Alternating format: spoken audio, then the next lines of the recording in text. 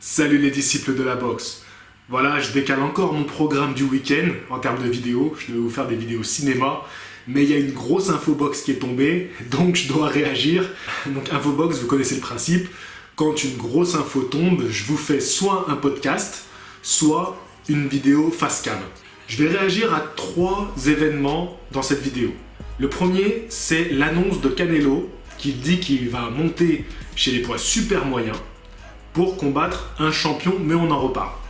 Ensuite, le combat de cette nuit entre Conor McGregor et Khabib, alors attendez, je rate son nom, Khabib Nurmagomedov. Dites-moi si j'ai mal prononcé dans les commentaires. Et enfin, Ibra TV, qui nous a sorti un combat en cage hier. Pour commencer, on va parler d'Ibra tout de suite. Je tiens à lui dire tout mon respect. Vraiment, ce qu'il a fait, ce gars, c'est très impressionnant. Alors, je parle pas en termes de technique parce que je connais pas assez bien le MMA, tout ce qui est technique au sol, parce que je pourrais pas vous dire, par exemple, quand il était au sol, qui est-ce qui avait l'avantage en termes de points pour les juges.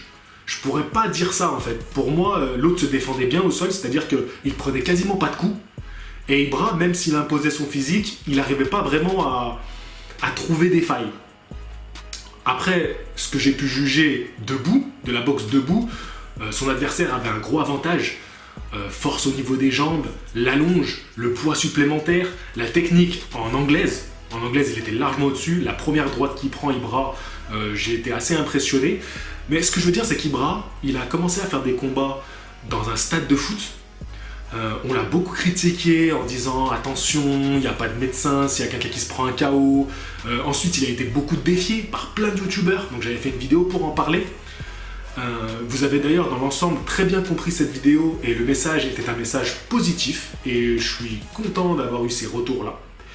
Et au bout de quelques combats, je crois qu'Ibra il a fait 2 combats dans ce stade, finalement il se retrouve à nous faire un combat très professionnel, dans une cage bien encadrée, avec les caméras et tout, bien filmé, vraiment c'était propre, il y avait quelques erreurs au niveau des caméras, mais bon, il y avait l'émotion autour du combat, je pense qu'ils vont se bonifier, mais ce qu'il a fait, avoir le courage de faire ça, lui, c'est pas un passionné de sport de combat à la base, il a fait de la lutte, c'est vrai, mais c'est pas un sport qui se rapproche vraiment du MMA, même si beaucoup de lutteurs vont vers le MMA. Lui, il fait de la vidéo buzz sur internet, de la vidéo caméra cachée, prank, appelez ça comme vous voulez, et là, ce qu'il a fait, un combat aussi pro, c'est super.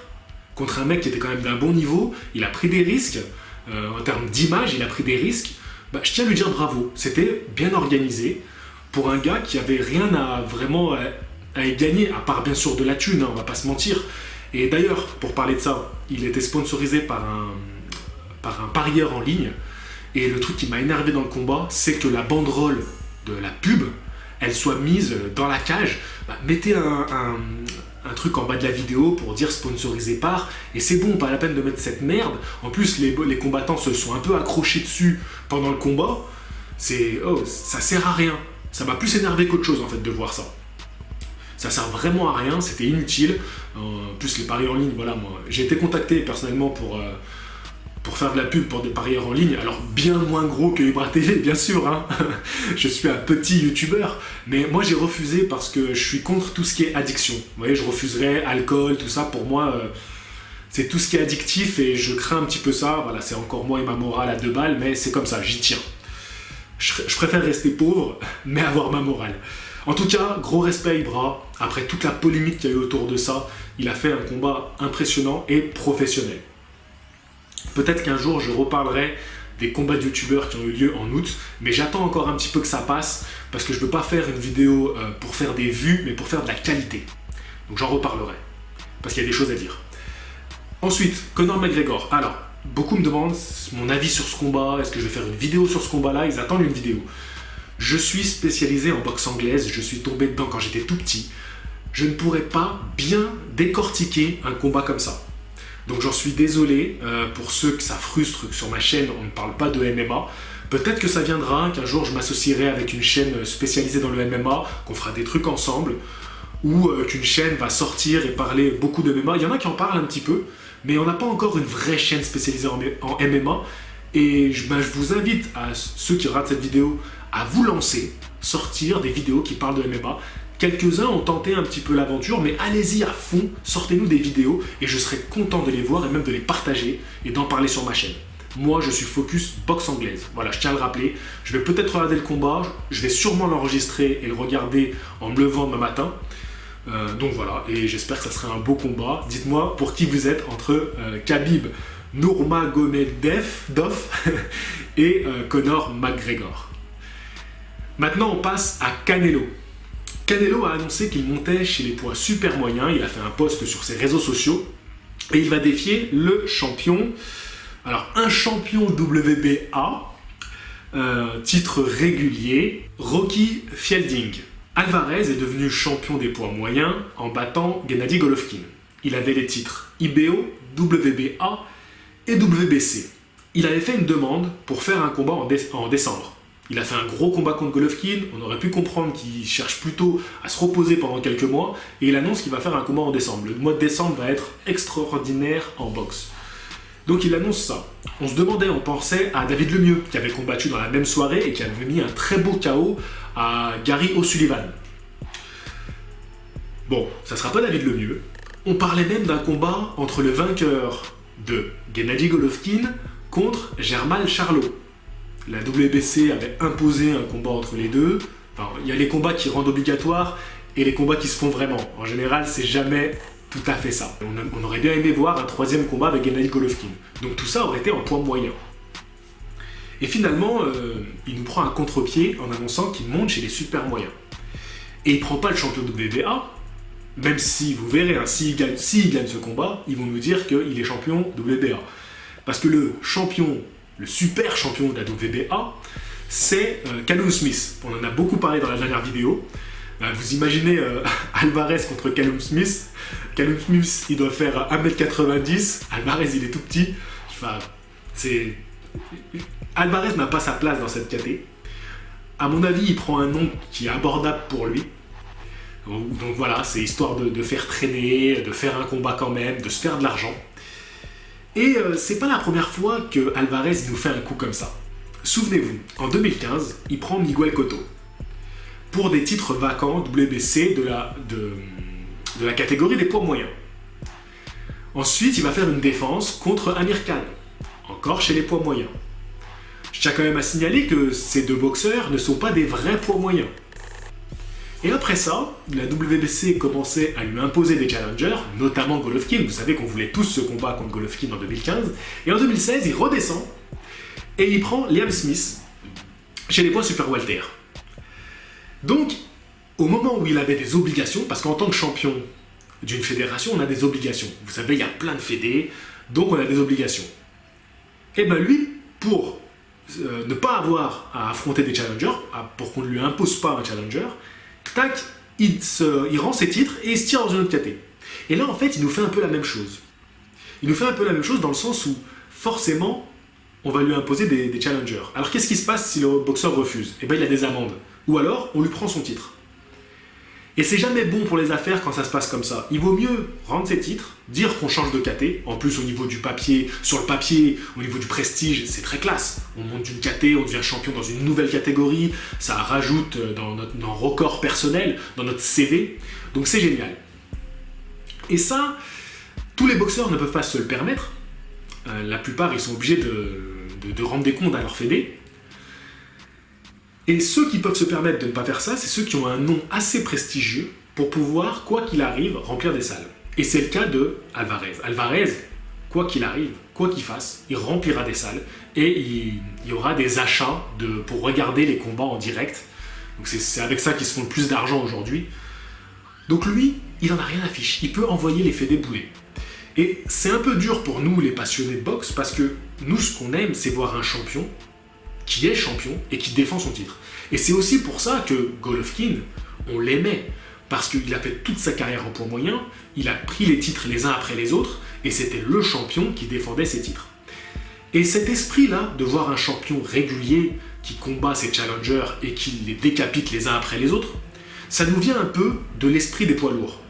Parce que chez les lourds, quasiment tous les boxeurs commencent leur carrière en poids lourd et finissent leur carrière en poids lourd. Donc les champions, une fois qu'ils sont champions, eh ben ils sont là pour le rester. Enfin, ils essayent de le rester.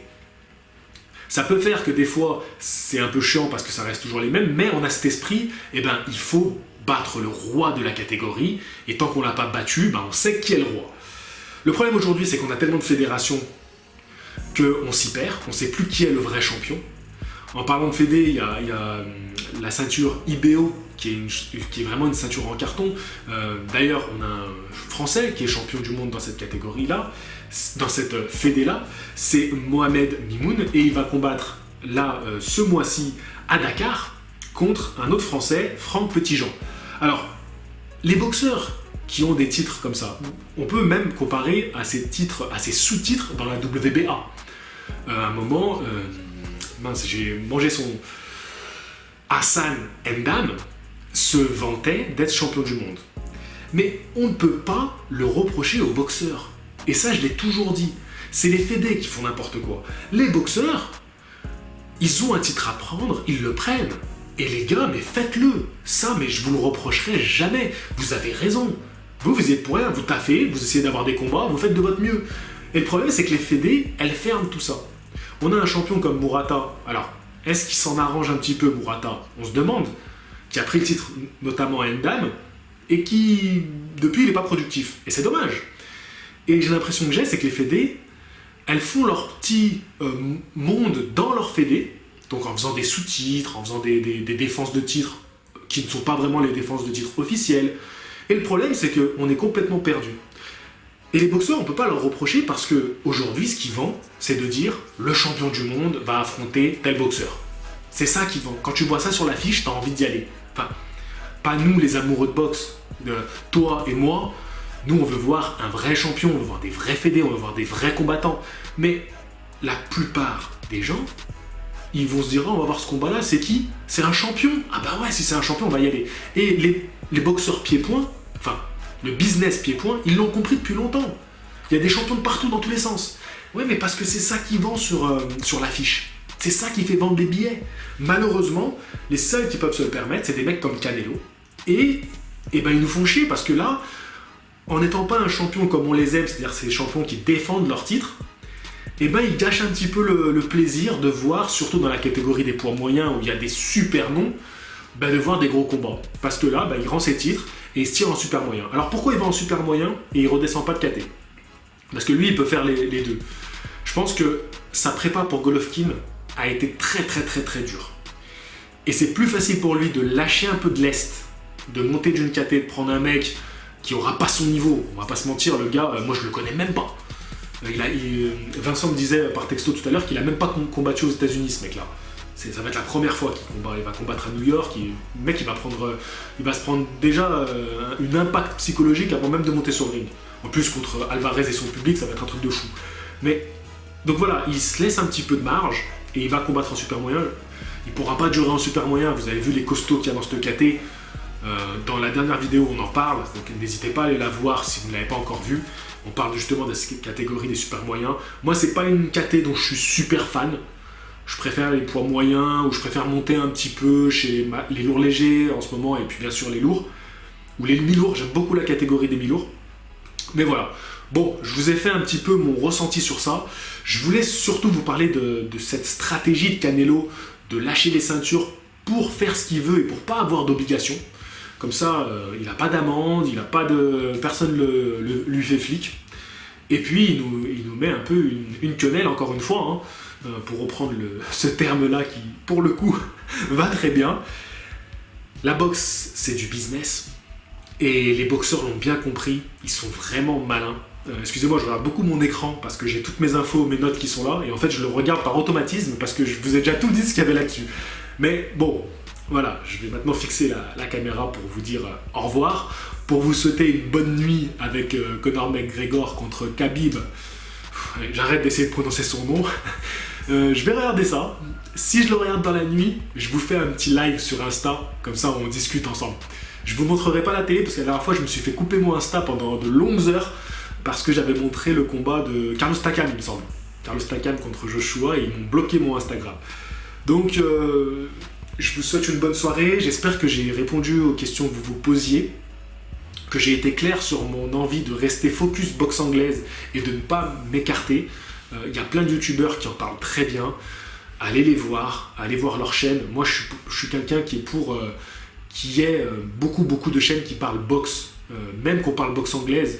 Je vais tout faire pour être le meilleur en termes de qualité, mais ça ne me dérangerait pas qu'il y ait plein de chaînes de boxe anglaise qui se créent, et au contraire, c'est ce qu'il faut à la boxe en France. Donc voilà, d'avoir des champions comme Mohamed Mimoun, même si c'est un titre vraiment mineur.